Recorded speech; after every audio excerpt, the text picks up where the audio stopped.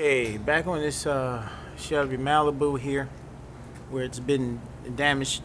Again, we're looking at the oil leaks here. I'm not sure if it came this way. It looked like it was damaged like that. Maybe hit something there, but there's oil all up around here.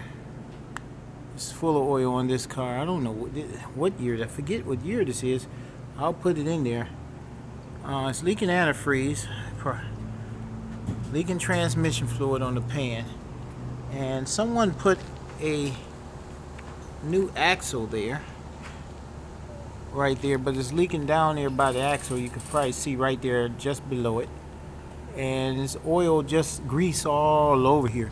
There's a new strut there. I think this has been an accident, so they had to do that. And there's more to this car.